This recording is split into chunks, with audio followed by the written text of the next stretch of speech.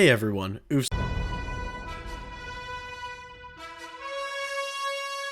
here. God, I am so late to the party, aren't I? This video honestly would have been out much sooner if it weren't for, well, let's just say unspecified reasons. But hey, better late than never, right? And honestly, Invincible is absolutely something I think is worth talking about, even if I'm finishing up the script like a month after the finale aired. I also already paid for the thumbnail, so like, if I don't make this video, it's really just a net loss on my part. So Invincible Season 3 kicked off on February 6th with its first 3 episodes, and stuck to a consistent weekly release schedule leading up to the finale on March 13th. Which is unlike Season 2, which had a mid-season break splitting up the season and leaving a massive gap in between Episode 4 and Episode 5. And yeah, I know, it's been said a billion times, but that was really frustrating. Sorry Kirkman, I hated those breaks in The Walking Dead, and I wasn't gonna like them here either. Now, I'm gonna be honest here, I didn't love Season 2 as much as I did the first.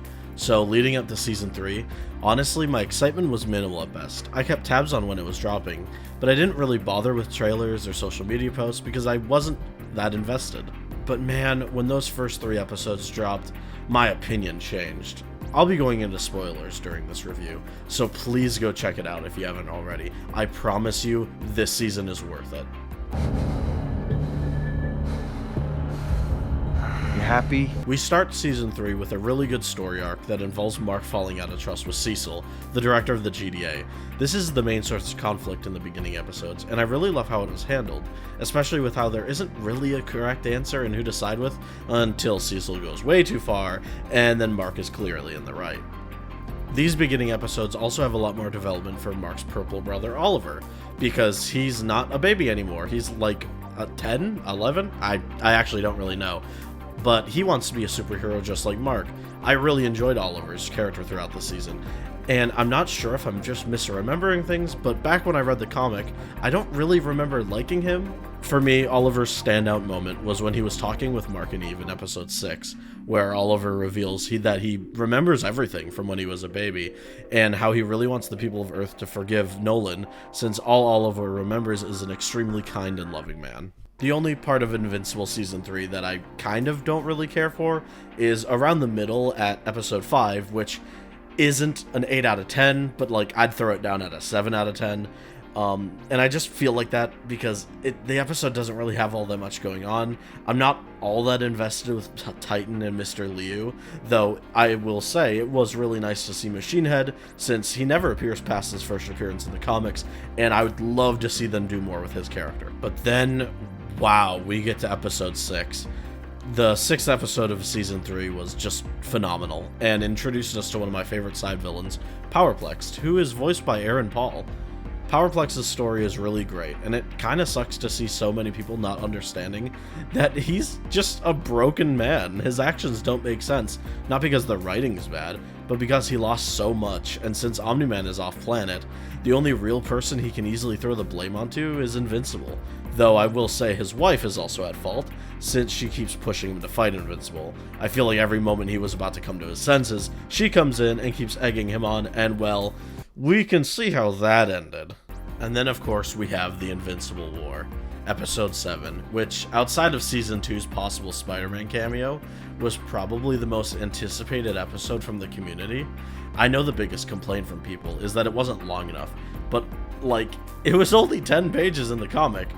I think the Invincible War was great, and I really think that its shortness sells that this destruction was basically instant, and that we lost so much in such a short amount of time. The only thing I honestly would have changed is maybe giving Rex a little more screen time before he explodes. And then we get to the final episode, and my god, it absolutely deserves its IMDb rating of 9.9 out of 10, which is just kind of crazy, by the way. I don't think I've ever seen anything rated that high. The battle between Mark and Conquest was amazing, and easily my favorite episode of the show. The animation itself was also hugely improved during this episode, with Mark's hair getting some real attention to detail for some godforsaken reason. The fight really sells Conquest as this unimaginable threat, even greater than Omni-Man back in Season 1. Another thing that I think they did great on was nailing Conquest as a character. His little funny heart thing in space and his "I am so lonely" speech, which are both completely original to the show, and are kind of really good hints towards where the story will be heading with the Viltrumites. And hey, at least Mark kills Conquest. I really can't imagine how horrible it would be if... Oh, god damn it, Cecil. Well, I think that's everything. I hope you all enjoyed this...